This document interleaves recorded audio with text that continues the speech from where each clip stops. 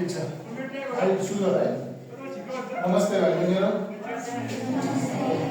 आज हामी पावर पोइन्टबाट तपाईलाई जलवायु परिवर्तनसँग सम्बन्धित केही विषयवस्तुहरू लिएर आएको छु। सबैले ध्यान दिनु होला। त्यहाँ हेर्नुमा के छ भन्नुहोस् त एकचोटि।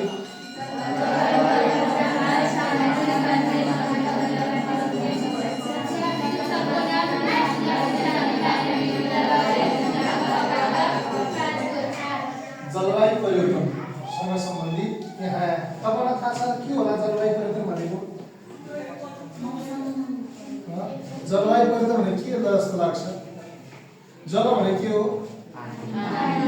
वायु भनेको अब परिवर्तन छिनछिनमा आउने परिवर्तन जस्तो लाग्छ अब तपाईलाई जलवायु परिवर्तन भनेको? तपाईले मौसमका हावापानी पढिसक्नु भएको छ नि त? मौसम भनेपछि के छिनछिनमा आउने के हो? परिवर्तन। जस्तै अघि बिहान घाम लागेको थियो, पानी पर्यो, फेरि अहिले घाम लागेको छ, त्यो मौसम हो है। हावापानी भने हामी लामो अन्तरालपछि देखिने परिवर्तन भनेर बुझ्छौँ भने जलवायु परिवर्तन पनि यसको विषयमा यहाँ मैले केही परिभाषा लेखेको छु। भन्नुहोस् एकचोटि।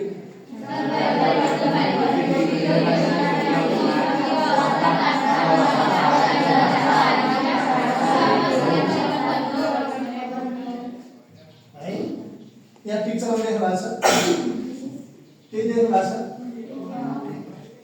जहाँ पृथ्वीको दीर्घकालीन मौसमी अवस्था अन्तर्गत तापक्रम, वर्षा, हावापानीको ढाँचा आदिमा क्रमशः हुने परिवर्तन जुन यो लामो समयको अन्तरालमा दीर्घकालीन लामो समयको अन्तरालमा देखिने एउटा परिवर्तन के हो?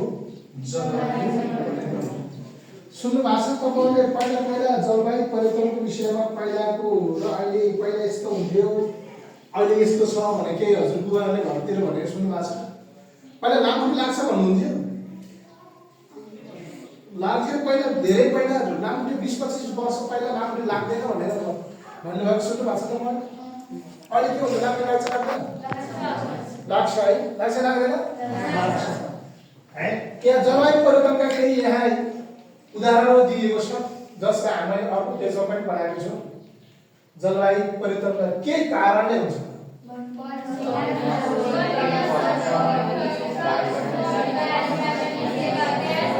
आदि यसमा त धेरै छन् है। यहाँ जस्तै जलवायु परिवर्तनमा चाहिँ औद्योगिक प्रदूषण, गाडीबाट निस्कने धुवा, हरितगृह ग्यास आदिमा जस्तै वन विनाश हैन, वन विनाश पनि जलवायु परिवर्तन हुँदैन। डढेलो लौटौँडाले विभिन्न किसिमका कार्बन डाइअक्साइडको विभिन्न ग्यासहरू निस्किनाले है। के हेर त यहाँ जनसङ्ख्या कति धेरै छ चित्रमा है। विभिन्न किसिमका औद्योगिक निर्माणहरू जस्तै हाम्रो विकास निर्माणका पूर्वाधारहरूको जस्तै सडकहरू बनाउँदाखेरि वन विनाश हुन्छ हुँदैन? यहाँ हेर्दा विभिन्न किसिमका महामारीहरू जस्तै विभिन्न किसिमको प्राकृतिक प्रकोपको कारणले गर्दा पनि देखिन्छ, देखियो। त्यसै गरी अर्को कारण सक्नुहुन्छ जलवायु परिवर्तनका कारण बताउन सक्नुहुन्छ? त्यो भोलि पनि हामीलाई हैन त?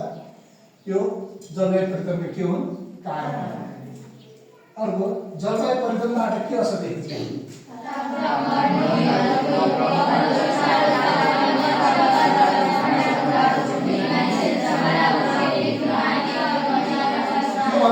भन्न सक्नुहुन्छ तपाईँले? सक्नुहुन्छ कि जलवायु परिवर्तनबाट देखिने असरहरू?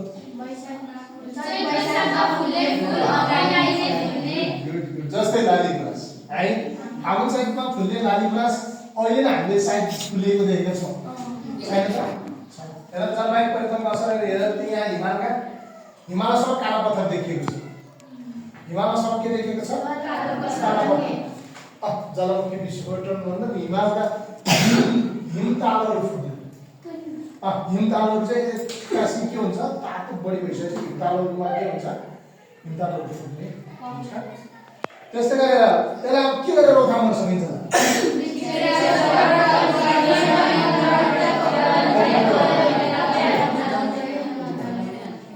5 मिनट।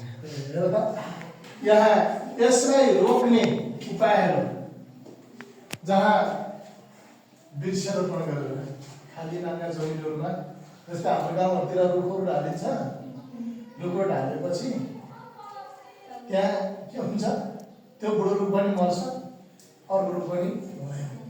त्यसबाट वृक्षरोपण गरेर प्रदूषण नियन्त्रण गरेर है, प्रदूषणहरू गाउँघरबाट निस्किने प्रदूषणहरू, जुन प्रदूषणहरू पनि हामीले नियन्त्रण गरेर जलवायु परिवर्तन दिन सक्छौँ, रोक्न सक्छौँ। नवीकरण ऊर्जा जुन पूर्णरूपमा प्रयोग गरिरहनु हुन्छ, जस्तै कारण हामी